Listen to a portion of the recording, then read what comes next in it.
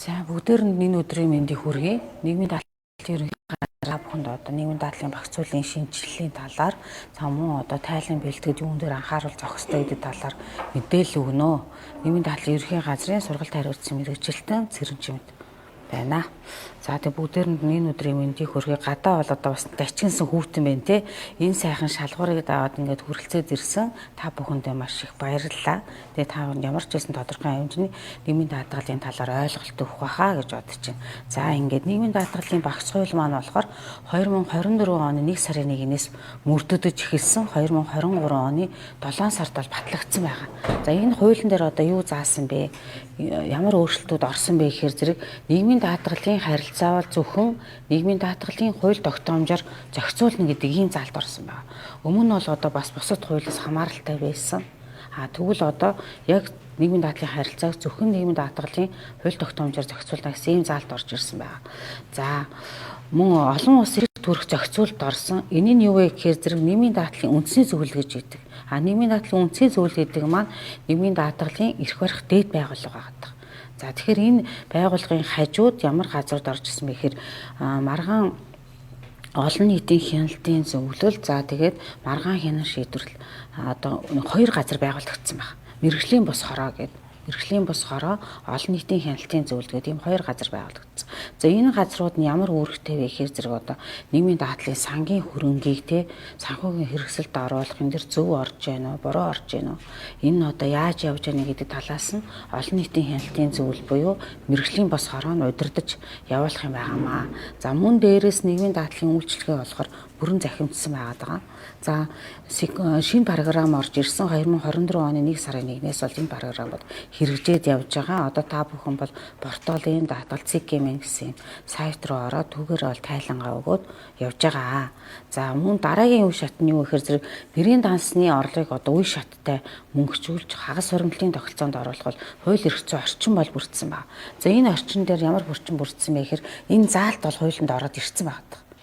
За энэ дээр яаж яах нэхэр зэрэг тодорхой хэмжээний мөнгөчүүлсэн орлого бол байна. За энэ нь болохоор энэ заалтан дээр явж байгаа. Энэ дээр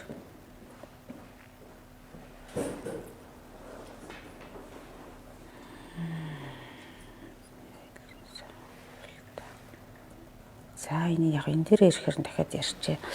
Орчин бүрдсэн байгаа. За мөнгөчүүлсэн орлогын тодорхой хувийг одоо тодорхой хэмжээний бидний орлогыг бол үе шаттаар хуримтлуулна гэсэн юм заалт орсон.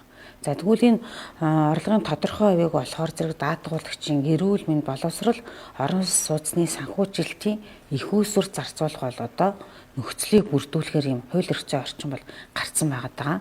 За мөн дээрээс нийгмийн даатгалын шимтгэлийг одоо төлөөлөйдөг гэтэл одоо шимтгэлийнхаа үр шимийг авч чадахгүй одоо хорвоогийн мөнгө хүсцийг үзүүлэх тохиолдол гарч ийна гэд энэ дээр бол нэлээд яригдчихсэн болоод энэ дээр ямар заалт орсон бэ гэхээр зэрэг тодорхой хэмжээний мөнгөчүүлсэн орлогын тодорхой хувийг болохоор хууль ёсны үйл залгамжлагчид өвлүүлнэ гэсэн ийм заалт ороод ирсэн байна. Тэгэхээр өмнө нь бол ийм заалт байгаагүй. За дараагийн заалт юу вэ гэхээр зэрэг ажил олгогчийн эрх үүргийг бол тодорхой болгож хуулиндаа оруулж ирсэн байна. Яг хуучин болохоор зэрэг эрхэн нээсэн болохоос үүрэг нь байгаагүй. Тодорхой заалтууд бол байгаагүй. Тэгвэл одоо ажил олгогчийн эрх үүрэг, даатгуулагчийн эрх үүрэг гэдгийг бол салгаж гаргаж ирсэн байна. Энийгээрээ бол шинэ хуулийн маань онцлог байдаг. За ерөнхий хууль маань одоо ер нь яг ямар учиртай вэ? Зорилт нь одоо юу юм бэ те? Тэгэхээр зэрэг нийгмийн даатгалын ерөнхий хуулиар болохоор зэрэг нийгмийн даатгалын төрөл, хэлбэр, хамрах үүрэг тогтоогоод одоо ямар нийгмийн даатгалын төрөл нь ямар төрөлтэй байх юм? Ямар хүмүүс хамрагдах юм? Ямар хэлбэрээр явуулах юм? За тэгээд нийгмийн даатгуулагчийн санхүүгийн эрсдлийг одоо хуваалцах зорилгоор нийгмийн даатгалын санг бүрдүүлж байгаа. За тэгээд хуваарлах, зарцуулах,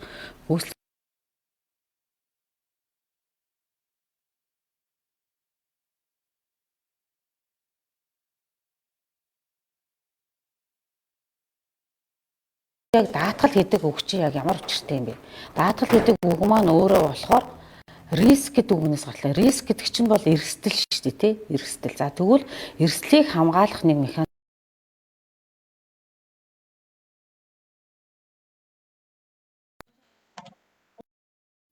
хамрагдсан. За жолоодсын хариуцлагын даатгал болохоор арилжааны даатгалууд болохоор 1 жилийн хугацаатай байдаг. За хэрвээ одоо 4 жилийн даатгалд хамрагдаад өчигдөр даатгалын гэрээний хугацаа маань дууссан. Өнөөдөр одоо хүний машин мөргөх юм тэр эрсдлийг өөрөөл нэг арилжааны даатгалаас юм авахгүй тий. За тэгэхээр зэрэг даатгалын зарчим маань өөрөө яг адилхан. Бид бол одоо нийгмийн даатгалынхаа мөнгийг төлсөн тохиолдолд нийгмийн даатгалын сангаас тухайн эрсдэл учрахад нөхөн төлбөр юу тэр тэтгэвэр тэтгэмжээ авна. Ерөөсөө даатгалын зарчим бол юм. Тэгэхээр арилжааны даатгалыг бол хүн болго маш сайн мэдж байгаа. Гэхдээ үүн дотор нийгмийн даатгалд бол төлөхгүй орхих, өртөө явах, авлага үүсэх гэдэг ийм үзүүлэлтүүд гарч байгаа учраас би энийг хэлж байгаа. Тэгэхээр яг арилжааны даатгал дайж шүү. Жилийн хугацаа өчигдөр дуусаад арилжааны даатгалын хугацаа дуусаад өнөөдөр машин мөрөх юм бол арилжааны даатгалаас бол юм авахгүй. Тэгэхээр зэрэг даатгалын зарчим нь бол яг ижилхэн шүү. Тэгэхээр энийг бид нар бол энгийн яг арилжааны даатгалаар ярихаар бол хүмүүс маш сайн ойлгодог учраас хамруулж хэлж байгаамаа. За, хуримтлалын тогтолцоонд бол энэ шинэ хуулийн дээр бол оруулж ирсэн байгаа. 1995-аас 2023 оны хооронд болохоор эв санааны зарчимд суурилсан тогтолцоогоор явж исэн. За, энэ маань юу вэ гэхээр зэрэг одоо та миний нийгмийн даатгалын шимтгэлийн өнгөөр миний аав ээжээ ах дүүсийн одоо тэтгэврийг төлж исэн. Та бүхний одоо нийгмийн даатгалыг төлсөн шимтгэлээр аав ээжээ чинь ах дүүгээ чинь тэтгэвэр тэтгэмжийг төлөө явж исэн гэсэн. Тэгвэл энэ маань одоо бас болохгүй байна. Энэ тогтолцоогоо өөрчлөх шаардлагатай байна гэсэн үндсэн дээр хууль эрх зүйн шинжил бол хийгдсэн 21-с 24 оны хооронд. За тэгээд 24 оноос эхлээд хуримтлалын тогтолцоо бол нэвтрүүлээд одоо тодорхой хэмжээний хуримтлалын сан бүрдүүлээд явж байгаа. За. Энэ дээр яаж бүрдүүлээд явж байгаа гэхээр зэрэг одоо ажил олгогчийн 1%, даатгуулагчийн 1%-ээр бид нар бол тэтгэврийн нөөц сан гэж бүрдүүлээд байгаа. Нөөц сан. За тэгвэл энэ нөөц сан маань болохоор саяны ирээдүйн өв сангийн тухай хуультай холбогдоод орон сууц, эрүүл мэнд, боловсралтай хандуулж болно гэсэн тэр заалт болохоор үүнтэй холбогдож орж байгаа. За нөгөө өв залгамжлал гэдэг нь бас үүнтэй холбоотой орж байгаа. За. Тэтгэврийн хуримтлалын тогтолцоонд үе шаттай шилжих зорилгоор даатгуулагчийн нэрийн дансны мөнгөжүүлсэн орлогыг байршуулах тэтгэврийн нөөц сан бүрдүүлнэ гэдэг. Энэ нь болохоор саяны миний хэлсэн 1% те нийтдээ 2%. Сайн дурын даатгуулагчийн 2% гэдэг. Энэ зарчим маань явж байгаа. За тэгээд энэ мөнгөжүүлсэн орлогыг болохоор даатгуулагчийн саналд үндэслэн бас хөрөнгө оруулна гэж байгаа. Ерөнхийдөө бол засгийн газрын үнд цаас, Монгол банкны үнд цаас, төрийн сангийн нэгдсэн санд байршуулах, арилжааны банкнд байршуулах. За одоо арилжааны банкнд байршуулад хөв одогдож явж байгаа. Одоо энэ тодорхой хэмжээний. За 24 оны байдлаар гэхэд 200 гаруй тэрбум төгрөг бол хуримтлагдсан байсан. 2024 оны 1 сарын 1-ээс эхлээд яг төрөүний 1% маань бол хуримтлагдаад явж байгаа. 25 оны эцсийн тав бол одоохондоо арай гараагүй байна. За 200 гаруй тэрбум мөнгө бол 2024 оны байдлаар байршуулад за мөн дээрээс нь сар бүрийн банкны хүү бол ороод явж байгаа. За дээрээс нь одоо тэтгэврийн энэ хуулинд одоо тодорхой хэмжээний заалтууд орж ирсэн байгаа. Тэгэхээр энийг бол одоо бид нар мэдчих хэрэгтэй гэсэн юм заалтыг оруулж ирсэн. Үүн дээр болохоор зэрэг малчны 5 хүртэлх жилийн тэтгэврийн даатгалын шимтгэлийн 50%-ийг төрөөс төлнө гэсэн юм заалт байгаа. За энэ заалт нь яаж вэ гэхээр зэрэг 2025 оны одоо байдлаар хөлбөрийн усны тоон хэмжээ бол 792 мянга байгаа. За үүнээс бол тэтгэврийн даатгалын шимтгэл 11.5% байгаа. За үүний 50% буюу 45,540 төгрөгийг өөрөө малчин төлнө. А 50%-ийг болохоор төрөөс төлнө гэсэн ийм заалт байгаа. 5 хүртэлх жилийн тэтгэврийн даатгалын шимтгэлийн 50%-ийг төрөөс төлнө гэсэн ийм заалт байгаа.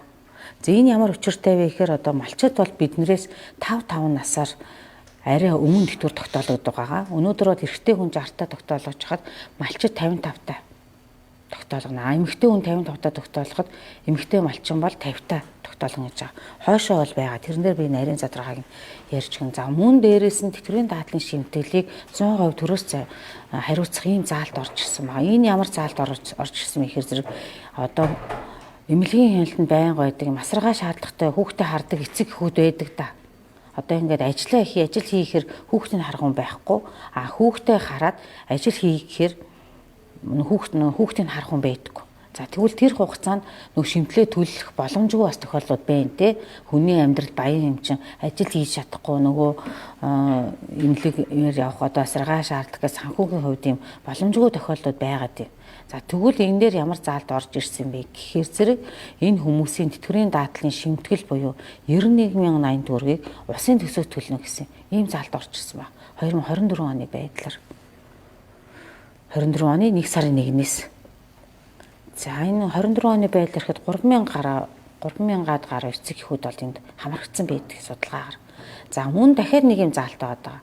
Энэ яагаад энэ заалтуудыг оруулж өгөөд юм хэр нэгтлэнгууд энэ заалтуудаа бас мэддэг байх хэвээр. Ялангуяа энэ заалт тэтгэврийн даатгалын шимтгэлийг төрөөс хариуцсан гэдэг. Үүн дээр одоо тэтгэврийн даатгалд даатгуулахгүй гээд одоо тэтгэвэр авахч өөрөө сонголттой энэ заалт гарч ирсэн. Энэ нь болохоор тэтгэвэр тогтоолгосон хүмүүст хамаарч тэтгэврээ тогтоолгочоод тэтгэврийн даатгалын шимтгэл төлж болно, төлөхгүй болно гэсэн юм хоёр код байгаа.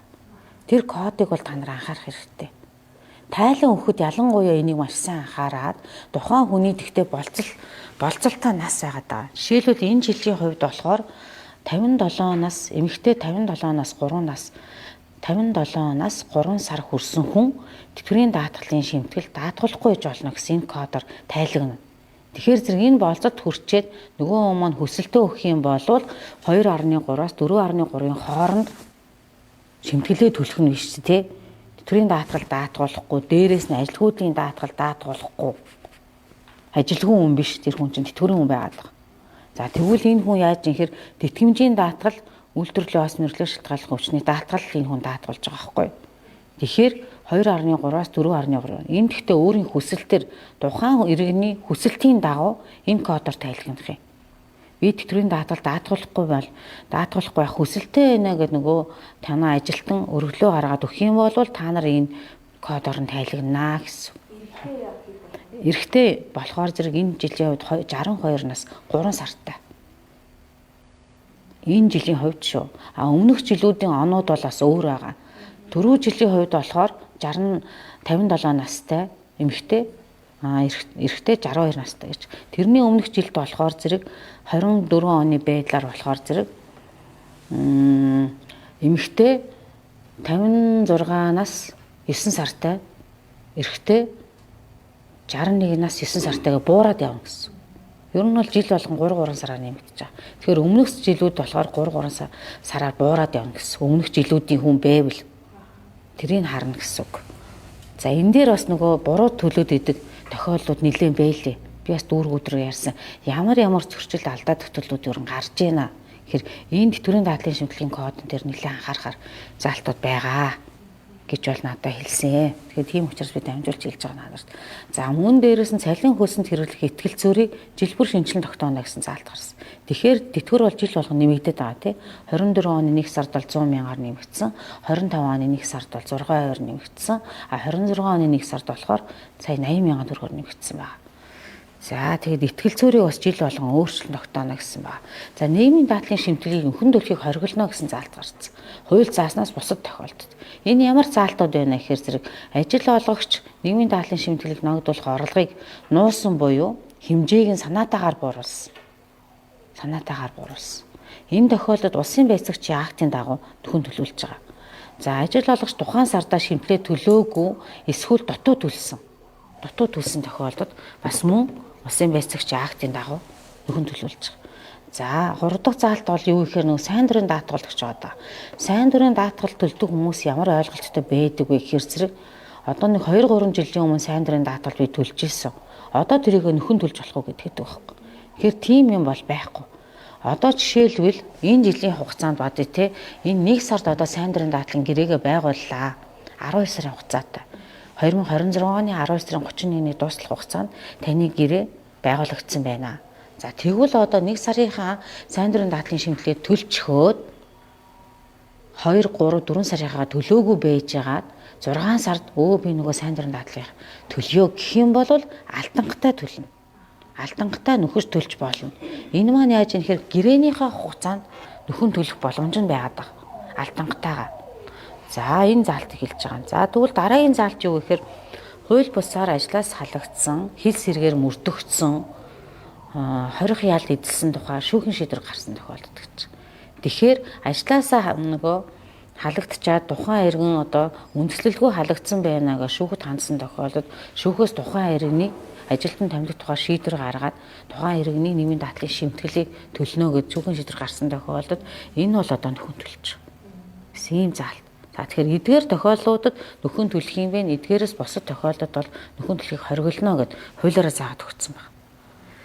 За ажил олгогчийн эрх үүрэг те. Ажил олгогч нь одоо ямар эрхтэй юм бэ? Шимтгэлийн хөнгөлөлт чөлөөлөлд идэх, илүү төлсөн нийгмийн дадлын шимтгэлийг буцаан авах, шилжүүлэн тооцох. За мөн нийгмийн дадлын асуудлаар бол давалгаа тодорхойлт мэдээлэл зөвлөгөө авах болон сургалтад хамрагдах. Эрх бүхий байгууллагын шалгалтын дүн акттай бол танилцаж тайлбар авах өгөх те. За хууль зөрчсөн үйл ажиллагаа шийдвэрийн талаар гомдол гаргах. Мөн хууль тогтоомжоор заасан бусад эрх гэсэн юм байна. За тэгэхээр энэ эрхээ эдлээд үүргээ эдлэхгүй бас тохиолдлууд байгаад байгаа. Үүрэг дээр юу вэ гэхээр зэрэг ажилтнаа хөлбөрийн гэрээ байгуул болон бусад гэрээ байгуулсан өдрөөс нийгмийн даатгал даатгуулах. За энийг бол одоо манайхан нэлийн зөрчөөд байгаа. Зөрчөөд. Гэрээгээ эсвэл одоо зөв яг тухайн хүнээс ажил үйлчлэгээ эрхэлсэн өдрөөрөө байгуулахгүй нөхөн байгуулах. За мөн төлөхгүй байх энэ тохиолдлууд гарч байгаа. За мөн орон тоот болон цалин үүсний бүрэлдэхүүнийг үнэн зөв тодорхойлохгүй байх ийм тохиолдлууд гарч байгаа. Нийгмийн дадлын шимтгэлийг сар бүр төлөхгүй байх. Тэгэхээр энэ бол ажил олгогчийн үүрэг дээр заагаад өгсөн байгаа. За нийгмийн дадлын шимтгэл төлөлтөй холбоотой баримт бичиг материалыг нийгмийн дадлын байгууллага болон даатгуулагчд өгөх. За даатгуулагчтай бас өгөхгүй байх тохиолдлууд байна. Нийгмийн даатгалын байгууллагадаа бол гаргаж өгөх үүрэгтэй. Энийг бол бид нар байгууллага шалгалт хийгээд явахдаа тухайн байгууллагатай холбоотой санхүүгийн баримт материалыг гаргаж шалгах бол бид нар бол эрхтэй байдаг. Энийний дагуу ажил олгогч маань бол үүргийнхаа дагуу бидэрт энэ баримт материалыг гаргаж өгөх үүрэгтэй. За эрх бүхий байгууллага албан тушаалнаа тогтоосон акт албан шаардлагын мэдгэл зэрэг хугацаанд нь биелүүлэхгүй байх. За энэ бол энэ тохиолдлууд гарч байгаа. За энэ тохиолдолд гарах юм бол одоо хуулийн байгууллагаар явнаа. За ажил олгогчийн буруугаас даатгуулагчд учирсан хохирлыг бүрэн хариуцаж төлөх. За энэ заалтыг бол та нар бол маш сайн мэдэх ёстой. Одоо та бүхэн тухайн хүний нийгмийн дадлын шимтгэл төлөөгүй тайлагнаагүй тохиолдолд тэр даатгуулагчд авах ёстой байсан тэтгэр тэтгэмжийг ажил олгогч хариуцна гэсэн ийм заалт байдаг. Тэгэхээр та бүхний буруутай ажиллагааны улмаас ажил олгогчийн буруутай ажиллагааны улмаас тухайн иргэний тэтгэр тэтгэмж авч чадаагүй байвал тэр хүний тэтгэр тэтгэмжийг нөхөн төлөх нь биш. Тэгэхээр энийг бас анхаараарай. Нөгөө байгууллагын төлөөгүй улмаас тэтгэрээ авч чадахгүй тохиолдлууд, тэтгэмжээ авч чадахгүй тохиолдлууд бас гарч байгааг бол үгүйсэхгүй. За энэ нийгэмтэй холбоотой. За ажилтныг нийгмийн дадлын хууль тогтоомж, нийгмийн дадлын шимтгэл төлөлтөд мэдээлэлээр хангах тийм. За энэ бол одоо юм байгаа шүү дээ. Одоо нөгөө нийгмийн дадлын нэвтэр чинь захимжчихсан. Хуучин бол нийгмийн дадлын нэвтрийг бөглөөд бид нар нөгөө ажилтнуудад өгдөг байсан, биднээс байгууллагын нэгтлэнгуудад өгдөг байсан бол одоо захимжчихсан байгаа. Тэгэхээр иргэд бол яаж харах вэ гэхээр ийм Монголиос хар. Ийм Монголиос. За тэгээд ийм Монголиос харахаар төлөөгүй байна гэсэн дүн ард гараад байгаа байхгүй. Тэр яаж юм хэр нийгмийн дадлын шимтгэл төлөөгүй. Авлагатай газрууд төлөөгүй байна гэсэн дүн гарч байгаа. За энэ төлөөгүй гэсэн дүнгээс болоод яаж байгаа юм хэр визэнд орох болов тухайн мэдээлэлд ороход тэр төлөөгүй гэсэн дүнтэй хүний виз бол гарахгүй. За дээрээс нь тухайн сарда одоо жишээлбэл ийм байгаад байгаа. Одоо энэ 12 сарын тайланг 1 сарын 5-ны дотор өгөх ёстой. За тэгээ 1 сарын 5-ны дотор өгсөн тохиолдолд тэр маань татчаа. За тэг өнөөдөр ингээ өгчхөөр тухайн сартаа төлөөгүй бол тэр чинь бас төлсөн гэж гарахгүй байгаа байхгүй. Эсвэл одоо 2 сар хойшоо ухраагаад одоо 11 сарынхаа мөнгийг 1 сард хийх. Тэгэх юм бол 12 сар бол төлөөгүй л гэж гар. Тэгэхээр тухайн сарынхаа мөнгийг тухайн сартаа хийгээл явсан ба тохиолдолд төлсөн гэсэн тийм тэмдэглэгээтэй гарнаа. Тэгэхээр энийг бас анхаараарай. Нөгөө хүмүүс маань төлсөн гэдэг хойшоо 1 сарын зөрүүтэй урсгал үр гараад яваад идэг байхгүй. За даатгуулагчийн эрх гэж байгаа. Тэтгэр тэтгэмж бол эрүүл мэндийн нөхөн сэргийлтийн зардлын төлбөр авах, илүү төлсөн шимтгэлээ буцаан авах, за нийгмийн дадлын шимтгэл төлөлт, тэтгэр тэтгэмжийн төлбөр мэдээллийн талаар цахим болон цаасан хэлбэрээр авах мэдээж эрхтэй. За тэгээд энэ өөрийнхөө тэтгэвэр тэтгэмжийн үнэлцгийг шалгуулахаар холбогдох байгууллага албан тушаалтанд бол хүсэлт гарах хэрэгтэй. Ажил олгочоос нийгмийн даатгалын шимтгэл төлсөн хэсгэд бол хяналт явах хэрэгтэй те. Миний мөнгийг төлж өгнө төлөөгүй юу гэдэгтэй даатгалагчоос хяналт явах хэрэгтэй. За мөн тэтгэврийн нөөц сандах өөрийн мөнгөжүүлсэн орлогыг хөрөнгө оруулалт оруулах хэсгийг сонгох бас хэрэгтэй. За мөн хууль тогтоомжид заасан бус зэрэгүүд байна. За даатгуулагчийн үүрэг юу вэ гэхээр зэрэг тэтгэвэр тэтгэмж төлбөр авах шаардлагатай баримт бичиг одоо үнэн зөв бүрдүүлнэ. Үнэн зөв. За ажил олгогчийн нийгмийн даатгалын хууль тогтоомжийг зөрчсөн үйл ажиллагааны талаар бол одоо холбогдох байгууллагуудаа мэдээлэх үүрэгтэй. Манай нэгтлэн миний юм тайлагнахгүй байна. Одоо буруу тайлагнаад байна гэвэл энэ даатгуулагчид үүрэг нь яваад шээ. Би одоо 2 сая яах байсан чинь хүн чинь минийхийг бууруулж одоо саяар тайлагнаад байна. Гэвэл энд одоо энэ хүнд бол үүрэг нь байх нь шүү дээ. Даатгуулагчид. За сайн дурын даатгуулагч гэрээ заасан хугацаанд нийгмийн даатгалын шимтгэлээ төлөх үүрэгтэй яагаад гэрээ байгуулсан байна. За мөн нийгмийн даатгалын шимтгэл төлөлт тэтгэвэр тэтгэмж төлбөрийн тогтоолтод одоо хяналт шалгалт хийсэн илэрсэн зөрчлийг арилгах улсын байцаагчийн актаар тогтоосон төлбөрийг барагдуулах үүрэгтэй. За мөн хууль тогтоомж заасан бусад эрх үүргүүд байна. За ерөнхийдөө ингэж хамгийн гол нь эрх үүрэг дотроос бид нар ямар мэдээлэл авах ёстой юм. За та бүхний үйл ажиллагааны ажил олгогчийн буруутай үйл ажиллагааны улмаас даатгуулагчийн өмнө одоо ямар эрх үүрэг хүлээх юм бэ гэдгийг бол нарийн тодорхойлж зааж өгсөн байгаа. За мэдээллийн нэгдсэн сантай болно гэсэн юм оруулсан байгаа. Манайх. За ерөнхийдөө одоо тэтгэврийн даатгалын шимтгэл чи яаж төлөөд байна те 8.5-ыг бол ажил олгогч төлж जैन, даатгуулагч 8.5-ыг төлж जैन. За тэтгэмжийн даатгалд бол 1%, 0.8%, үйлдвэрлэлийн ослыг бол 0.5-аас 2.5-ын хооронд. Энэ бол одоо тусгай батлагдсан заалтууд байгаа. Ямар байгууллагууд 0.5-ыг төлөх юм, ямар байгууллага 2.5-ын хооронд төлөх юм. Тэгэхээр энд бол одоо 2.5 дээр бол уулуурхай байгууллагууд ер нь байгаа даа. Энийг харах хэрэгтэй. За 0.5 гэдэг маань энгийн.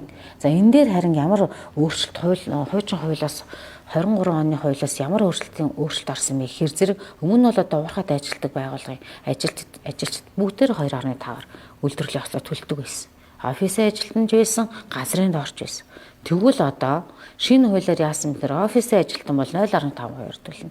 А яг нөгөө уурхайн газрын доор ажилладаг хүмүүс маань 2.5 төлнө.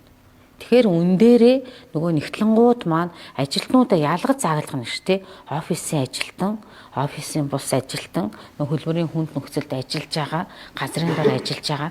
Тэрийг бол одоо бас ялгаж салгаж тайлгнах нь. Ингэж тайлгнаснаар яасан бэ гэхээр зэрэг ажил олгогчийн нийгмийн даатгалын шимтгэл төлөх шимтгэлийн дүн бол буурсан байна. Буурж байгаа байхгүй юу? Одоо 100 хүн 100 гол 2.5 байсан бол тал нь 0.5% болохоор нийгмийн даатгалын шимтгэлийн дүн бол буурсан.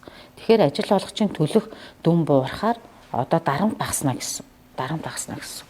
Санхүүгийн дарамт нь багасж байна гэсэн. Нийгмийн даатгалын сангийн хувьд бол бас хохирлолтой. Гэхдээ даатгуулагчаа бодсон, ажил олгогчаа бодсон юм ээлтэй заалт орж ирсэн байна. За сайн дурын даатгуулагч одоо хэдэн хувиар яаж төлж байна гэхээр нийтдээ 13.5% төлж байгаа. Үүнээс 11.5% тэтгэврийн даатгалын шимтгэл, тэтгэмж олон үйлдвэрлэлийн ослын даатгалд 1.1% төлж байгаа. За 21-ээс 26%-аар яаж төлж байна? Ер нь одоо та нар биш үү? Тайлан төлөхдөө жоохон хэцүү байгаад байвал одоо энэ порталын даатгал руугаа ороод даатгуулагчийн төрлийн код гэдэг юмгууд яг энэ хүснэгт татагдана. Энэ хүснэгтийг та нар сайхан Excel рүү татаад авчих хэрэгтэй. Тэгээд энэний энэ төлж байгаа шимтгэлийн дүнгээр нь эренбэлчиж олдог байхгүй юу? Эренбэлж олоод тэгээд танаа байгууллага дээр ямар ажилтнууд байна?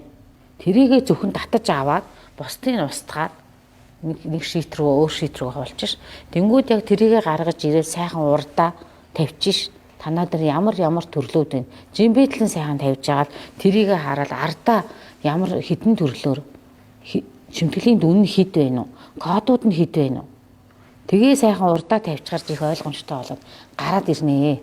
Би бол энийг арай ойлгомжтой яг үүднээс нь шимтгэлийн дүнгээр нь эренблээд 21-с 26%-аар ямар хүмүүс төлж чинь.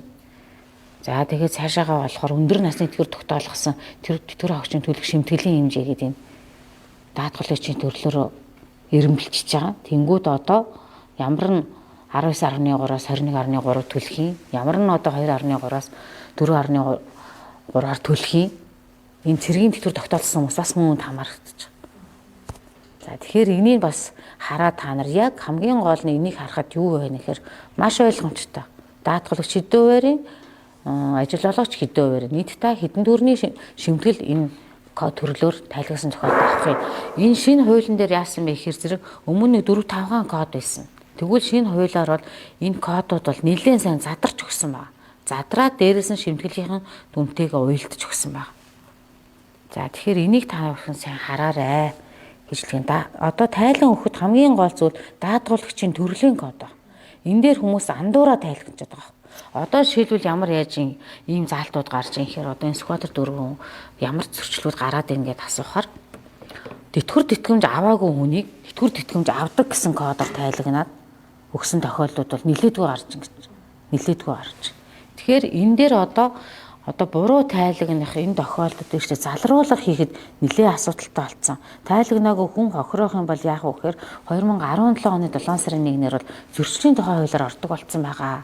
Зөрчлийн тухай хуулиар. Тэгэхээр зөрчлийн тухай хуулиар орохоор яах вэ гэхээр прокурорт хянуулдаг болсон байна. Тэгэхээр нийгмийн даатгалын байгууллага өөрөө дуран мэдэн та бүхэн дээр торгуул алдан таах 17 оны 7 сарын 1-ээс хойш хүмүүстэр дуран мэдэн улсын байцаагчийн акт тавих өөрсдөө зөвхөн зохицуулдаг байсан бол одоо хянуулдаг болцсон байгаа эрх бүхий албан тушаалтнаар энэ бол прокурор. Тэгэхээр зөрчлийн тухай хуулиар орохоор яарж ийнэ гэхээр торгуул тавина. Дээрээс нь улсын байцаагчийн алтан тооцсон. Тэгэхээр зөрчлийн хэрэг нээ. За энэ зөрчлийн хэрэг нээхээр зэрэг нөгөө зөрчлийн тухай хуулийн дээр нэгжээр тооцож байгаа хамгийн багадаа 200 мянгаас дээшээгээ 2 сая хүртэлх хэмжээний тийм өндөр торгуультай болсон байна. Тэгэхээр энэ дээр та бүхэн маань бас анхааралтай байгаарай. Тайлангаа өгөхгүй дутуу үлдэх. Одоо жишээлбэл 11 сарын тайлангаа өгөөгүй байж бол одоо 1 сард орох юм бол зөрчлийн тухай хуулиар орох нь шүү дээ. Ямар учраас тайлангаа өгөөгүй торгуул тооцсон. Тэгэхээр зэрэг энийг маш сайн анхаараа. Зөрчлийн тухай хууль дээр энэ заалтууд байгаа. Тэгэхээр энийг сайн анхаараарай. За нийгмийн даатгалын шимтгэлийг 18.8%-аас ямар хүмүүс төлөөд байна. Энийг өөр нь бас ангилж ялгаж өгсөн байгаа.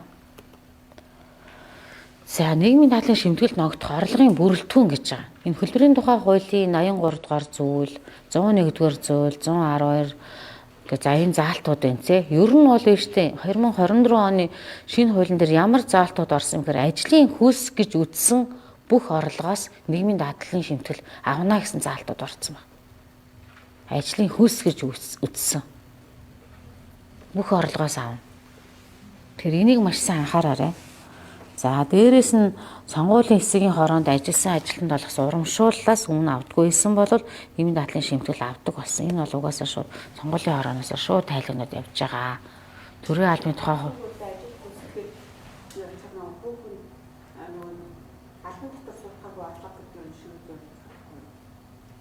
одоо бэштийн ажил гүйцэд гэрээ гэдэг чинь тэр хүний одоо хичнээн хувь нь ажлын хөлс гэж үзэж байна.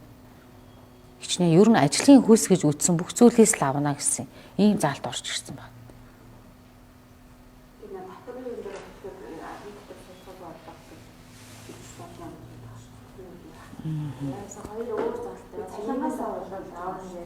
Тий. Татварын хууль манай хуулиар бас жоохон зөрчилдөд байгаа заалтууд байгаа.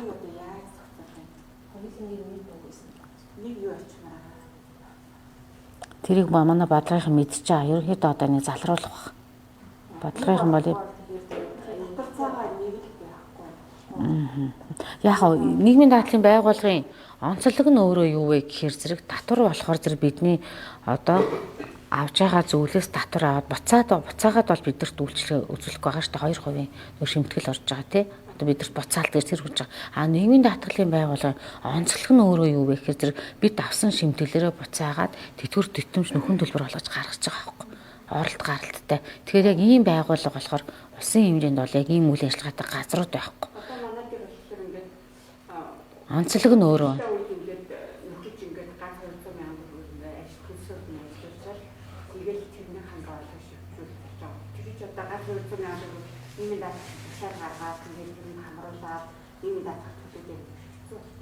Яг орлого л гэж үзнэ л дээ. Тийм одоо юу гэх юм жолооч молооч биш үү? Тийм. Тэр үед одоо үнийг чинь нийгмийн даатгалаа төрөхээр хаашаа нэг л удаа хэдхэн цаг явсан. Одоо би нэг талаас нөгөө тал руу хүргэх тийм тээвэр өөрчлөлөө үзүүлчлээ бид нэр тэр хүнээс нийгмийн даатгал хоод юмээс судахаар гэх айгүй юу өчшөөрөхгүй. Бид нэр ингээд хуулийнхаа дагуу ингээд нийгмийн даатгалаас танаас бол ингээд хуулиас суудах хэрэгтэй гэж үзэгдэж шүү дээ. Тэгэхээр ингээд хаана ингээд хэцүү. Одоо бид нэр 100% төлж байгаа. Юу вэ? Тэр асуудал суудахаагүй дүнгээс ингээд баримт авахын тулд заах хэрэгтэй баримтаар л авч байгаа. Аа энийг бол одоо би цааш нь дамжуулж хэлье. Ер нь бол одоо бодлогоос бол мэдж байгаа. Ер нь л бүх төрөл хамрах хураанаас авнаа л гэсэн энэ юугаараа л явж байгаа. Тэгэхдээ тодруулаад эргээд бас юу яа за хэлье. Яг ийм асуудал гараад байгаа. Угаасаа л гарч байгаа. 2024 оноос хойш бол энэ асуудал гарч байгаа. Байнгын давтамжтай үйл ажиллагаа явуулаад байгаа хүмүүсээсээ бол та нар авч байгаа шүү дээ. Тийм нэг удаа дээрээ бол ингэж танаатай байнг гэрээ байгуулсан үнээсээ бол авна шүү дээ. Гэрээ байгуулсан одоо жишээлбэл жолооч ихэд байнга яваад байгаа бол тэр хүнээс авна шүү дээ. Нэг удаа ш тэр чин дараа нь дахиад гарan сартаа хэдэн удаа гарж ийн үү тэр тохиолдолд ажлын хөс гэж үзсэн зүйлээс авна. Ер нь бол гэрээндээ заана. Гэрээний заалтыг л үндэслэн дүүн дотор одоо хичнээн хувь нь ажлын хөлстэй орж ийн. Тэг ажлын хөлс гэж үзсэн зүйлээс бүгднгээс нь давна гэж байгаа. Иргэний хуулийн 343 359 дэх зүйл заасан ажил гүйцэтгэх хөлсөөр ажиллах гэрээ болон тэтгэртэй адилах гэрээгээр тохирсон цалин хөлс гэж байгаа байхгүй. Тий. Директор нийгмийн даатгал суулгахгүй өөрөө яваад гэрээ чинь баян нөгөө ажлын хичээлүүд яваад баян бас юу ахчих юм байна. Гэрээд ажилтд чинь харин яг төлнө штэ. Яг гэрээд бүр байгуулсан байгаа байхгүй. Тэр хүн чинь ажил хөлс хийгээд яваад байгаа байхгүй. Одоо тэр үйлчилгээ үзүүлчихэд үүнээсээ ажлын хөлс гэсэн зүйлээс нь байнгын танаатай гэрээтэй холбоос бүр илүү нэг нь яг авна. Бүр авна. Байнгын танаатай гэрээ байгуулсан газар бол. Тэгвэл тэр хүн цаанаа яаж тайлгнаж байна? Цаанаа компанитай байна уу? Компаниг байна уу? Бас тэрийг бас үзэх хэрэгтэй. Тэгээ тэр цаанаа бас компанитай өөрөө тэр ажил үйлчлэхээс нийгмийн дадлын шимтэл төлөө явж байгаа бол бас өөр.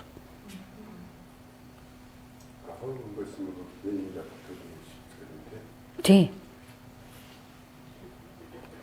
За ажил олгогч даатгуулагч олон нийтэд чиглэсэн сурталчилгаа зөвлөн туслах үйлчлэгийг хэрэгжүүлж ажилланаа гэж байгаа.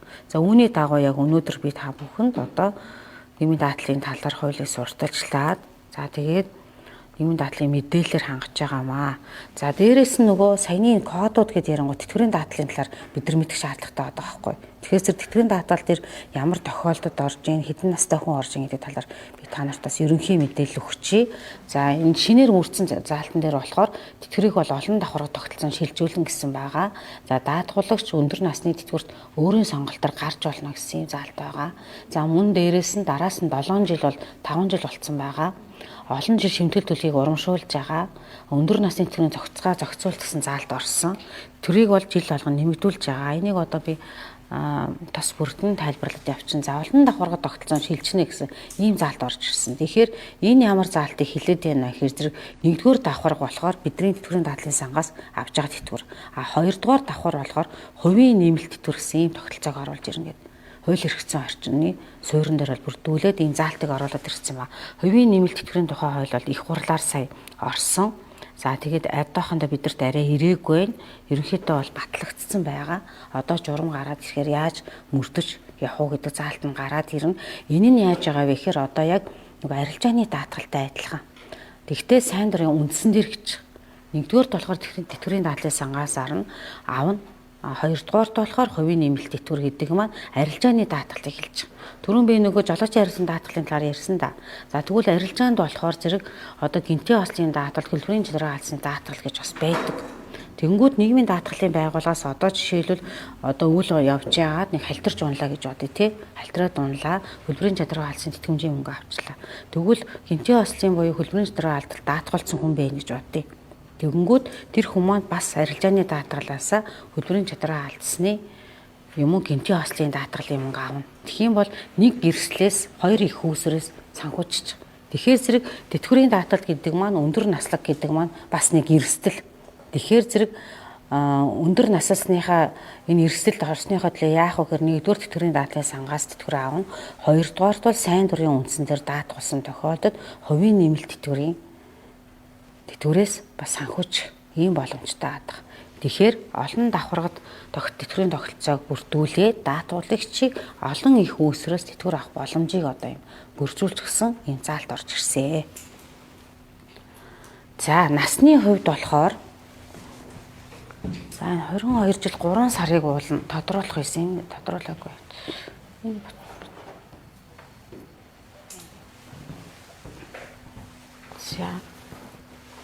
За энэ дээр 26 оны хувьд 22 жил 3 сар гэж байгаа. 22 жил 3 сар.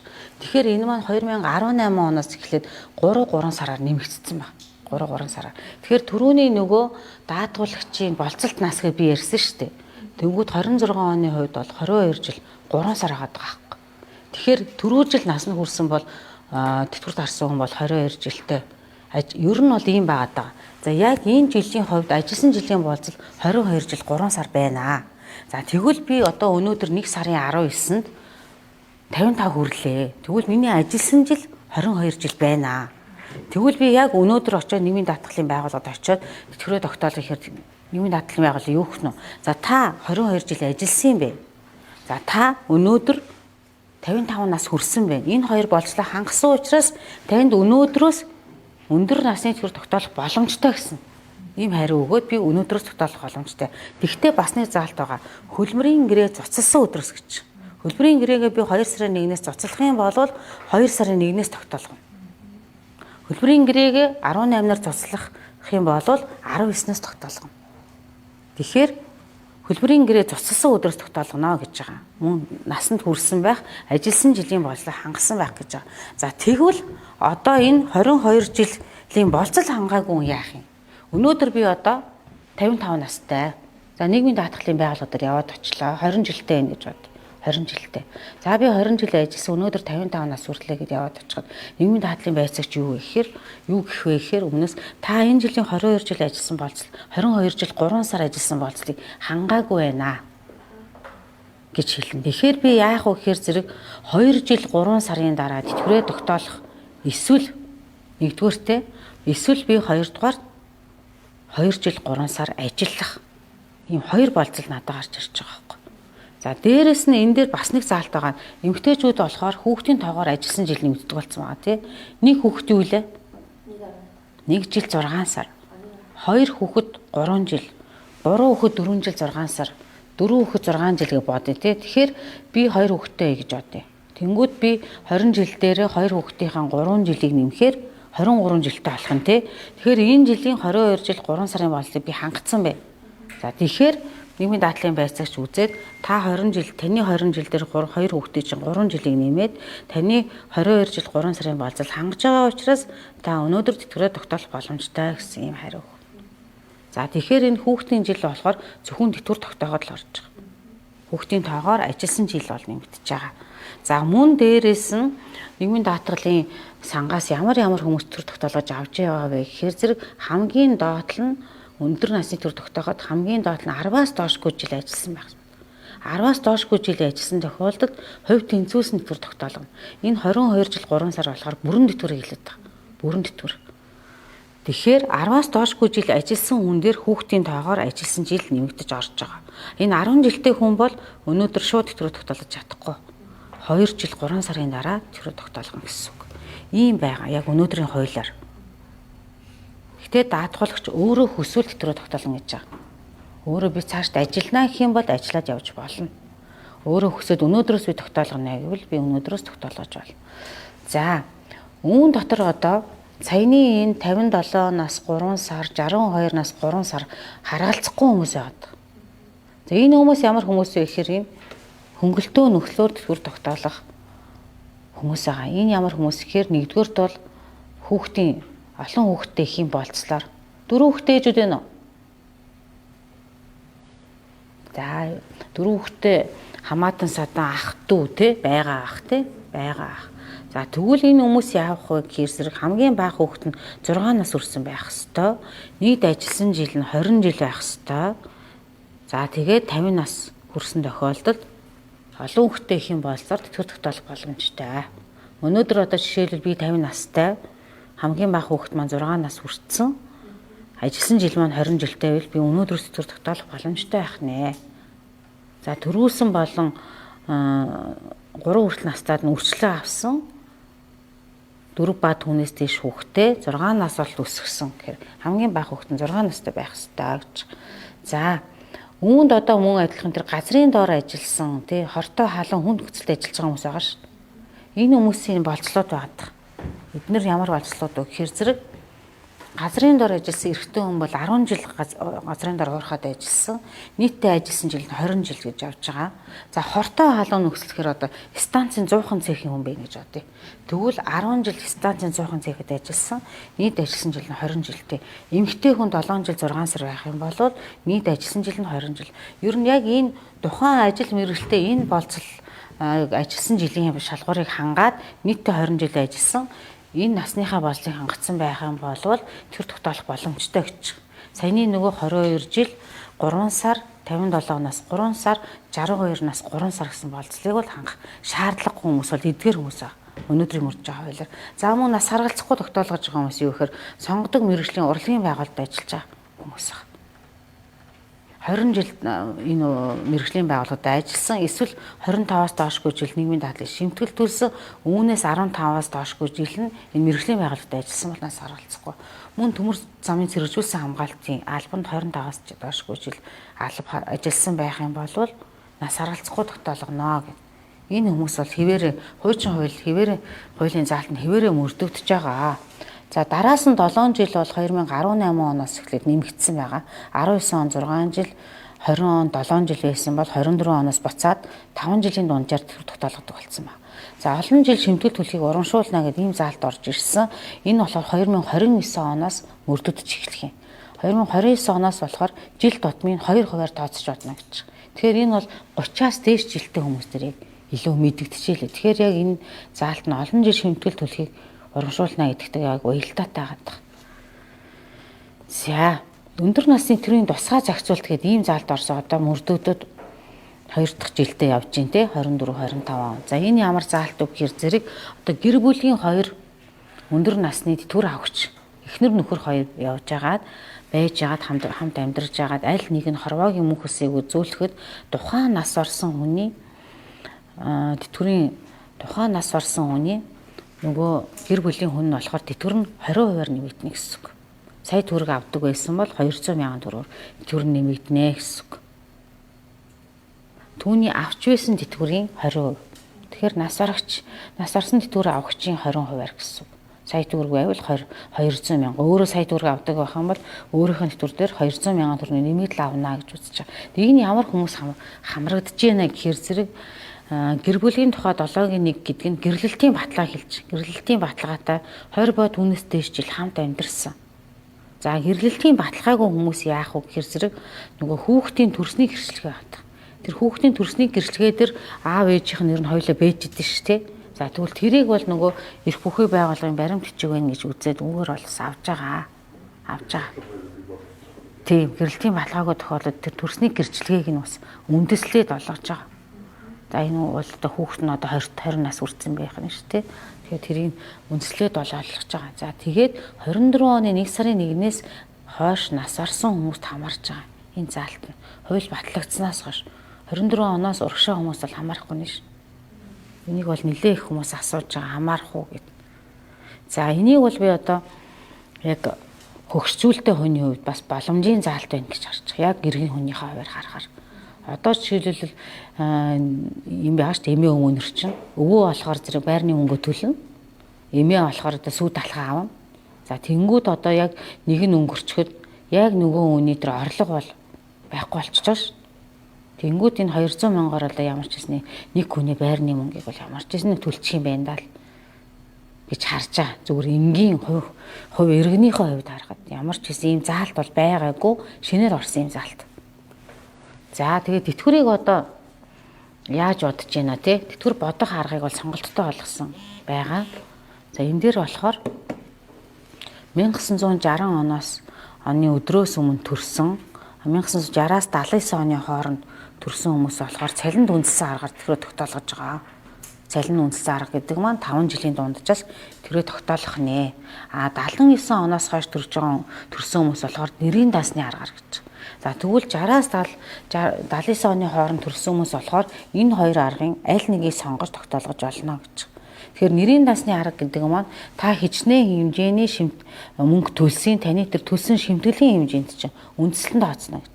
Үндэслэн тооцно. Одоо дүүргүүдийн тэтгэврийн материал авдаг байцаагч нар дээр болохоор нэрийн даасны аргаар бодох юг бол өгч байгаа. Хүмүүс хэрвээ эргэн хүсвэл өөрөө бодуулж үзэж болж байгаа. За. Тэтгэврийн хэмжээг ямар тохиолдолд өөрчлөн тогтоож яана гэхээр зэрэг 4-5 заалт байгаа. Энэ дээр одоо яг тэтгэврээ тогтоолгоцсон хүмүүс бас нэг юм байд. Би нэг тэтгэврийн жил материалыг дутуу өгцсөн. Одоо тэрийг хөөцөлдөж амжихгүй яваал юм гэдэг байхгүй. Тэнгүүд одоо бол та тэрийг өөрчлөх боломжтой байхгүй. За нэг 30 жилдээ байсан байна. Тэгсэн 25 жилийн материалыг өгчөө 5 жилийн материалыг өгөөгүй ээж. Тэгвэл одоо өнөөдөр тэр 5 жилийн дутуу материалыг бүрдүүлээд өнөөдөр өглөө өнөөдөр 1 сарын 19 тий. Тэгвэл 2 сарын 1-ээс таныхыг өөрчлөө тогтоочно гэсэн үг.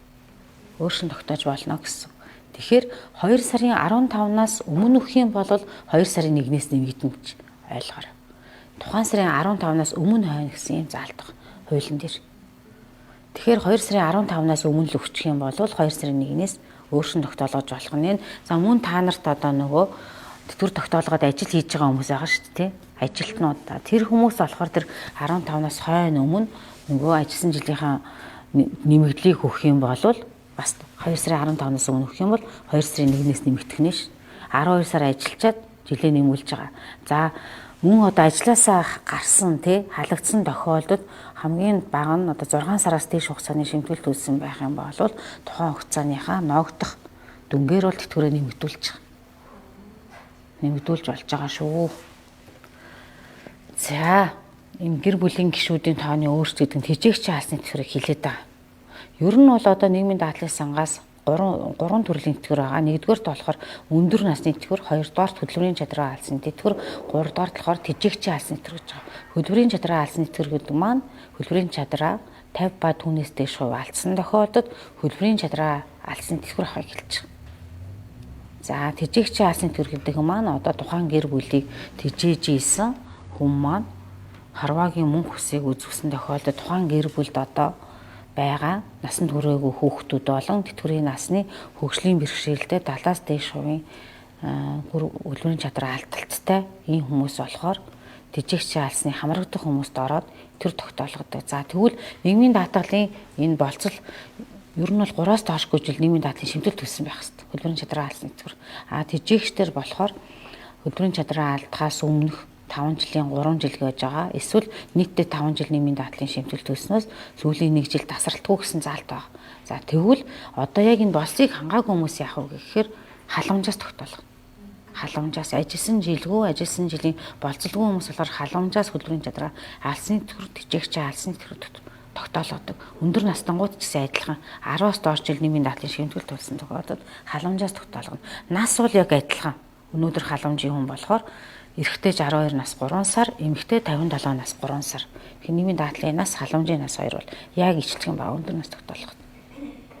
За, тэтгэмжийн тухай хууль дээр нэлээд олон өөрчлөлтүүд орсон. Энийг бол нэгтлэнгууд би мэдчихэж байгаа гэж бодож байна. За, ажилгүйдлийн тэтгэмж тушаал гарснаас хойш хэд хоногийн дотор ажилгүйдлийн тэтгэмж авдаг вэ? Хэд? Хэд гэсэн бэ? Ажлын 14 хоног уу. За тэгвэл энэ дээр өөрчлөлт орсон. Хуучин бол ажлын 14 биш, календарын 14 хоног байсан. Календарын 14 хоног. Тэгвэл сая энэ 14 хоног нэг дахин нэмэгдээд 28 хоног болсон. 28 хоног. Тэгэхээр өмнө нь бол 14 хоног нь өнгөрцөн байх юм бол ямар ч тохиолдолд буцаан олгодоггүй. Ажилгүйдийн тэтгэмж олддоггүй байлаа. Олддоггүй байлаа. Тэгвэл одоо өгөх материал өгөх хугацаа нь 28 хоног болсон. Тэгээд дээрээс нь болохоор зэрэг ажилгүйдлийн нөгөө хэдийн хугацаанд авдээ. Ажилгүйдний 3 сар гэдэг 76 хоногийн дотор авдаг. Ажлын 76 хоног. За тэгвэл одоо би нэг юм жишээ хэлье. За өнөөдөр нэг иргэн Бат гэдэг иргэн бай гэж бодъё. Ажлаасаа гарснаас хойш тушаал гарснаас хойш аль үжээний 14 хоног болчихжээ. За тэгээ дээрэс нөгөө 28 хоног болсон даа гэж мэдээлэл авцсан. Тэгсэн чинь бүр 30 хонцсон байна. Сарын дараа. За тэгээ нийгмийн даатгал дээр юмыг ажимтгоод яваад очлоо. 30 хончлоо гэд яваад тцсэн чинь нийгмийн даатгалын байцаагч юу гэхээр үзээд та ингээ 28-ын тэр материал өгөх ёстой. Тэгээ 30 хоног болцсон байна. Гэхдээ ажилгүйдлийн тэтгэмжийг 76 хоног авдаг. Үүнээс таны 2 хоног те 2 хоног хоцроод очлоо шүү дээ.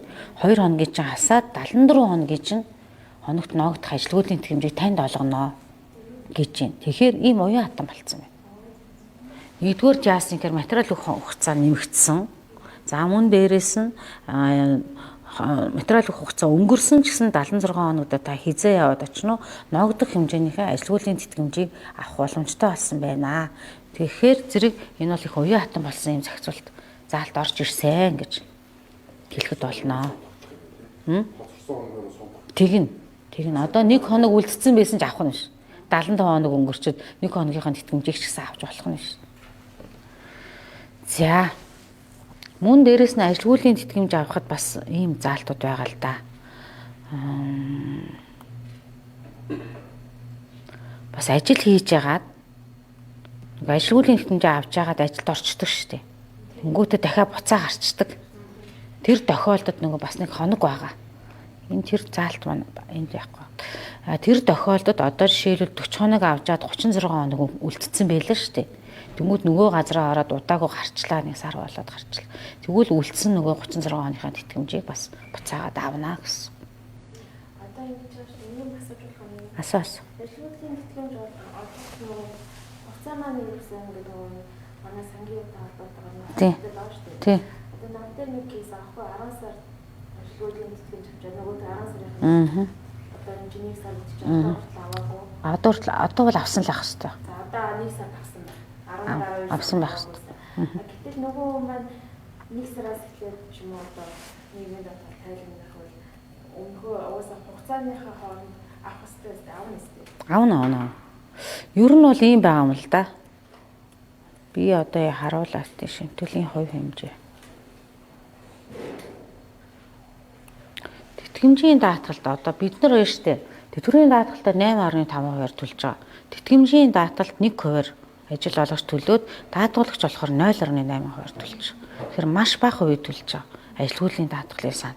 За гэтэл одоо сая энэ жил чинь маш олон оронтой бүт цомогтгол хийгдлээс төрийн албанд л гэхэд одоо 9%-аар гэдэл цомогтгол хийгдлээ маш олон хүмүүс ажлаас гарлаа.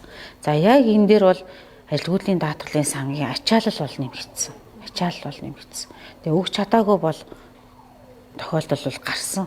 Тэрийг бол үгүйсгүй. Гэхдээ сая бол бид нар 1 сард өмнөх оны хүмүүсийн ажилгүйдлийн тэтгэмжийг бүгдийг нөхөн олгосч.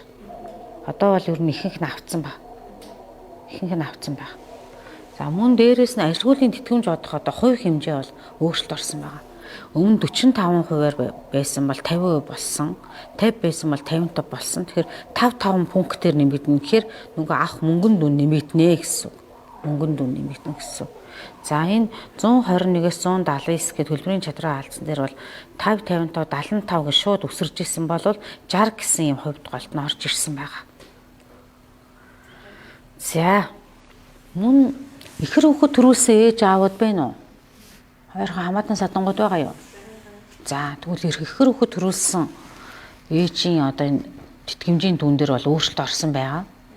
За бид нар болохоор төрхийн өмнөх хон 60-60-га 120 хоногийн тэтгэмж авдаг тий.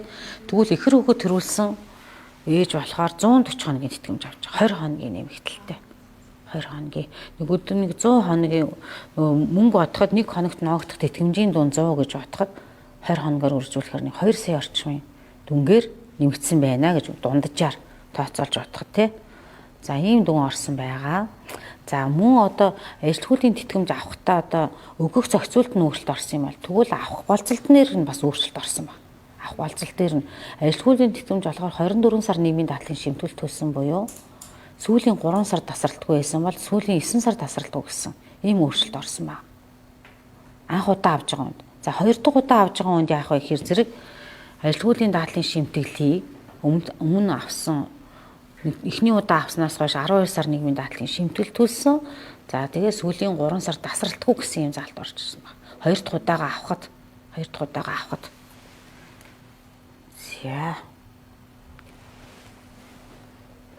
За энэ нөгөө тэтгэмж олох тусгай зохицуулалт байгаа нөгөө олон хоногоор өгдөг. Энэ дээр болохоор бөөрийн хүн төлбөрийн дутагдал гэж шин заалт орж ирсэн баг. Энэ хүмүүс болохоор 132 өдрийн хугацаанд авдаг хорт хавдар сөрийн ор өвчлсөн. Энэ хүн төлбөрийн бөөрийн хүн төлбөрийн дутагдал гэдэг заалт бол шинээр орж ирсэн баг.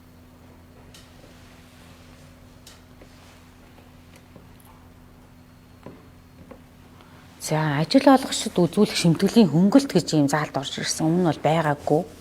Энэ ямар заалт орж ирсэн бэ гэхээр 3 жил дараалан танаа байгууллагаас ажилтнуудын тэтгэмж даатгалын сангаас тэтгэмж гаргуулаагүй болвол 4 дахь жилээс эхлээд 15%-аар хөнгөлнө гэж. 15%-аар хөнгөлнө. Энэ юу гэхээр нийгмийн даатгалын танаа одоо сарын дүн шилжил сая төгрөг байлаа гэж бодоход 15% гэдэг нь 150 мянган төгрөгөөр хөнгөлнө гэсэн. Энийний одоо сая журам үндсийн зөвлөс гарсан байгаа. Тухайн жилдээ багтах хэмжээний одоо энэ хөнгөлт үзүүлнэ. За тэр хөнгөлөлт маань тэгтээ тухайн жилийн нийгмийн даатгалын шимтгэлийн одоо төлөх 50% сэтрэхгүй байх гэсэн тийм заалт гарсан байна. Энэ 27 оноос хэрэгжиж эхэлнэ энэ заалт маань. За үйлдвэрлэлийн ослын даатгалын сан дээр бас нэг тодорхой заалтуудыг би та нарт 27 оноос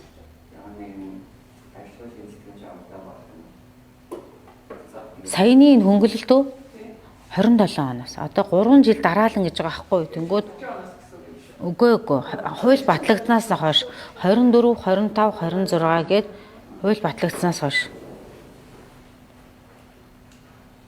За үйлдвэрлэлийн ослыг ер нь та нар юу гэж ойлгож байна? Ямар тохиолдолд гарсан ослыг үйлдвэрлэлийн осл гэж үздэг юм бол? За.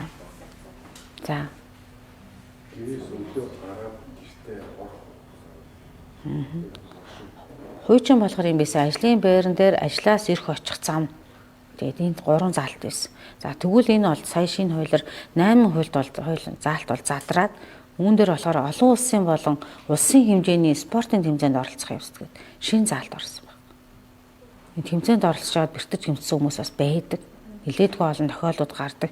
Тийм учраас энэ заалтыг оруулсан байхаа гэж бодож байна. Тэгээд дээрэс нь ажлын байрны дараа нөгөө багаж хэрэгслээ, эмзлэг гэдэг энэ бүх заалтуудыг задлж өгсөн. Задлж оруулж өгсөн байна. За тэгэхээр үйлдвэрлэлийн ослын тэтгэвэр тэтгэмж төлбөрийн ялгаа яг юу байдгийг юм бэ гэхээр зэрэг ажилласан жилийн хувьд ялгаатай. Ажилласан жилийн хувьд. Тухайн байгууллагад ажиллаж байгаад өнөөдөр ажилд орсон хүн ч байж болно. Өчигдөр ажилд орсон хүн ч байж болно. Сарын өмнө ч ажилд орсон хүн байж болно.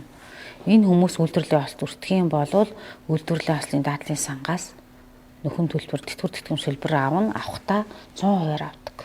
Тэр ялгаатай. Тэгэхээр зэрэг энэ бол байгууллага дээр одоо энэ ослыг судлан бүрдэх юм комисс гэж байгуулагдсан байх ёстой. Одоо энэ болохоор хаабын хөлбөрийн аюулгүй байдал эрүүл ахуйн тухай хуулиар энэ бол зохицуулагдана. За тэгээд энэ 269 дэх тогтоолоор энэ дүрмийг баримтлана гэж байгаа. За тэгээд 3-аас доош хүний бүрэлдэхүүнтэй байгуулагдсан байнгын бос комисс болохоор 48 цагийн дотор судлаж бүртгэн. За тэгээд судалж бүрдснээс хойш ажлын 3 өдрийн дотор одоо хуучин мэргэжлийн хэлтийн байцаагч нар маань одоо болохоор дүүргүүдийн хөлбөр халамжийн хилцэж байгаа. За тэр газруудад хөлбөрийн эрүүл ахуйн хэлтийн улсын байцаагчд хөрвүүлж тэр тухайн байцаагч нар энэ бол баталгаажуулдаг баг. Баталгаажуулаад. Тэгээд баталгаажуулаад эдгээр маань хяналтын улсын байцаагч бол 5 хоногийн дотор баталгаажуулнаа гэж. За мөн түрүүн би сайн дурын даатгал дээр үйлдвэрлэлийн ослын шимтгэл төлдөгөө харуулсан шүү дээ. Сайн дурын даатгуулагч нар ч гэсэн үйлдвэрлэлийн ослын сангаас тэтгэвэр тэтгэмж нөхөн төлбөр авах хэрэгтэй. Энэ дээр яаж ийна гэхээр зэрэг тухайн иргэн үйлдвэрлэлийн ослд орох юм бол оршин суугаа аймаг сум дүүргийн засаг даргын захирамжаар байгуулагдсан комисс тандна. За тэгээд эдгээр хүмүүс маань судалж бүртгээд актыг тогтооно гэж. За 4% үйлдэн хөлбөр халамж үйлчлэгээний байгууллага болон одоо энэ ажил олгох зөвшөөрөөгүй тохиолдолд хөлбөр халамж үйлчлэгээний байгууллага болон шүүхэд гаргаж хуулийн дагуу шийдвэрлэж болно гэсэн юм заалттай. За мөн 6 сарын хугацаа өнгөрсөн тохиолдолд нөхөж гарахгүй. чих процесстэй явдаг зарим хүмүүс нөгөө актаа гаргаж чадаагүй яваад байдаг. Зарим нь үйлдвэрлэлийн ослт гэж мэдсэн тухайн үед мэдчихсэн боловч энийг гаргуулаагүй улмаас үйлдвэрлэлийн ослын сангаас тэтгэвэр тэтгэмж төлбөр авч чаддаггүй. Ийм тохиолдол бол бас гардаг. Тэгэхээр зэрэг энэ нийгмийн даатгалын шимтгэл төлөөгүйгийн улмаас үйлдвэрлэлийн ослт өртсөн боловч үйлдвэрлэлийн ослын сангаас тэтгэвэр тэтгэмж төлбөр авч чадаагүй тохиолдлууд нэлээдгүй гарч байгаа. Одоо миний мэдхийн нэг жишээ байгаа да. Эхнэр нөхөр хоёулаа том машин бариад эсмэж олоош болоод явдаг. Тэнгүүд нийгмийн даатгалын шимтгэл төлөөгүй явж хагаад ослт өртсөн. Тэгээд нөхөр мөн бол хорвоогийн мөнхөс өгözүүлэхэд тухайн эхнэр бол юу ч авч чадаагүй үлдсэн тохиолдол бол байгаа. Тэгэхээр зэрэг энийг бас сайн үзэлж өөрсдийнхөө даатгал гэдэг маань юу юм гэхээр эрслээс таныг хамгаалах арга эрслээ гэдгийг та нар бас сайн ойлгоорой гэж хэлмээр байна. За мөн энэ дээр хөлбөрийн чадраа ямар төрлийн тэтгэвэр тэтгэмж төлбөр авдаг вэ гэхээр зэрэг хөлбөрийн чадраа хаалсны тэтгэвэр, тэжээгч хаалсны тэтгэвэр, хөлбөрийн чадраа хаалсны тэтгэмж гэдэг эдгээр бүх тэтгэвэр тэтгэмж төлбөрийг үйлдвэрлэлийн ослын сангаас авдаг байх нэ. За энэ дээр бас нэг хөнгөлөлт байгаа да. Хөнгөлөлт бас түрүүний яг энэ ажилгүйдлийн даатгалын сангаас төлбөр гаргуулаагүй болвол 4 дахь жилээс хөнгөлт үзүүлнэ гэдэг шиг яг ийм хөнгөлт байгаа. Энэ дээр ямар хөнгөлт байгаа вэ гэхээр зэрэг үйлдвэрлэлийн сангаас төлбөр гаргуулаагүй шинэ инновац нэвтрүүлсэн. Заадаг ажлын байранд хэрэгслийг арилгасан байх юм бол 4 дахь жилээс эхлээд 15% хөнгөлт үзүүлнэ гэж. 10% байсан бол 15% болоод нэмэгдсэн байна. За мөн дээрээс нөгөө сул зогсолттой байх үе гэсэн бас заалт байгаа. Тэр 15-ын 1-ийг та нар бас үзээрэй. За ерөнхийдөө ингээ миний ярих юм болчлоо. Цаг минут нь л цаглалаа да тий. За.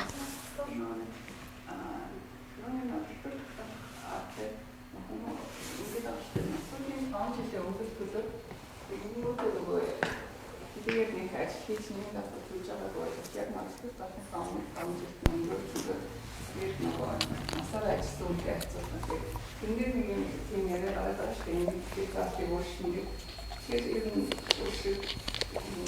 Тэрийг ерөнхийдөө бол өөрчилсөн.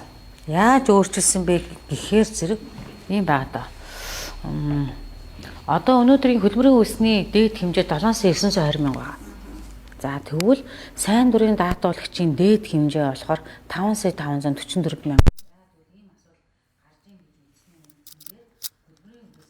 Доод хэмжээ сайн дурын даатуулагч бол 7 дахин нэмэгдүүлснээс илүү гарахгүй байхаар тийм зохицуулт оруулсан байна. 7,920-оос бол ерөөсөө төлөхгүй гэсэн үг. 5,544 7% байгаад байгаа байхгүй. Одоо хөлбөрийн үлсний доод хэмжээ 792 мянга, хөлбөрийн үлсний дээд хэмжээ болохоор 10 дахин нэмэгдүүлсэндээ тэнцвэхээр 7,920 байгаа. За тэгэхээр үүний 70% гэхээр 5,544 мянга. Тэгэхээр хөлбөрийн үлсний доод хэмжээг 7 дахин нэмэгдүүлсэндээ тэнцвэ байна л гэсэн. Одоо дахиад өөрчилсөн ч 7 гэдгээрээ л явна. Сайн дурын даатуулагчийн дээд хэмжээг бол одоо бууруулж өгсөн гэсэн. Бууруулж өгсөн гэсэн. Ийм заалт оруулж ирсэн. 24 оны 1 сараас гарахгүй.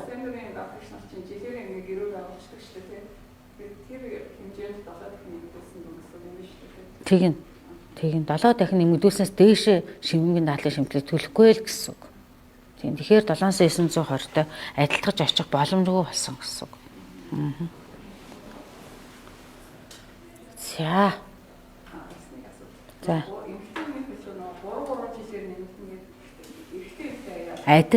Адилхан би түрүүн энэ хүснэгт байсан шүү дээ тий. Яг 3 сараар нэмэгдээд байгаа байхгүй. 18 оноос хойш 3 сараар нэмэгдээд байгаа. Тэгэхээр 4 жилд 1 жил нэмэгдэж байна л гэж бот. Хамгийн амар хэлбэрээр бодохоор 4 жилд 1 жил нэмэгдэж байгаа байхгүй. Тэгэхээр сая чин 18 оноос хойш чин 8 жил болоод одоо яг энэ жилээс ихээр зэрэг одоо 2 жил 3 сарын нэмэгдэл орж байгаа байхгүй. Энэ жилээс. Насан дээрээс 2 жил 3 сарын нэмэгдэлтэй, ажилласан жил дээрээс 2 жил 3 сарын нэмэгдэлтэй орж байгаа гэсэн. Тэгэхээр энэ жилүүд маань явсаар хаад 25 жил болно гэсэн ийм тооцоололтой байна.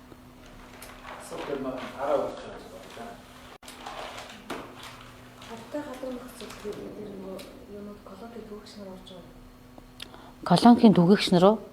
За тэр түгээгч нар болохоор ингэж байгаа. Яг энэ шууд энэ түгээгч биш.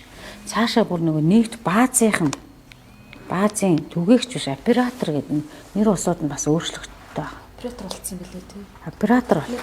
Тий. Оператор гэдэг. Тэгээ цаашаага бүр нөгөө юуныхан заалт байгаа. Бүр нөгөө одоо бааз дээр нь суудаг. Тийм нэр томьёотой болсон байна. Яг тэр би албан ёсны нэр томьёог нь харчиж хэлэхгүй бол яахгүй. А221 гэд заалт байгаа. 2023 оны 12 сард батлагдсан 24 оны 1 сараас мөрдөж байгаа. А221 гэд хайгаад легалаас хайгаахаар шууд гараад ирж байгаа. Энэ болохоор Яматтайгаа уялдуулаад гарсан ийм чагсаалт байгаа. Тэрэндээ уялдуулж үзээр. Тэр түгээгчнэр дээр нэлээд асуудал гараад байгаа. Яг энгийн түгээгчнэр дээр олохгүй цаашаа тэр нэр томьёо нүрээ нэр томьёоныхаа дагуу заалтууд орж ирж байгаа. Тэгэхээр ерөнхийдөө та хэд одоо хэвийн бус нөхцөлтэй ажилладаг хүмүүстэй харьцдаг бол тэр А221-ийг үзэх хэрэгтэй. Тэрэн дээр болохоор зэрэг яг ажил мэргэжлэр шууд контрол F гэж хайхаар шууд гараад ирж байгаа. 1 2 3 4 гэл 4 гингүүт хүнд нөхцөлийн код. 1 гингүүт нөгөө халуун ингээд шууд нэг өмнө бүлгэрээ ангилагдчихаа. Тэрийг бол та нараас үзэх хэрэгтэй. Нэлээх ойлгомжтой болсон хуучныг бодвол.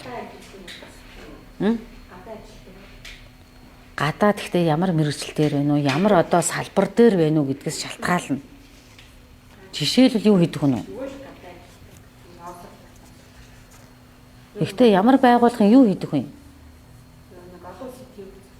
Тээвэр зуучаа.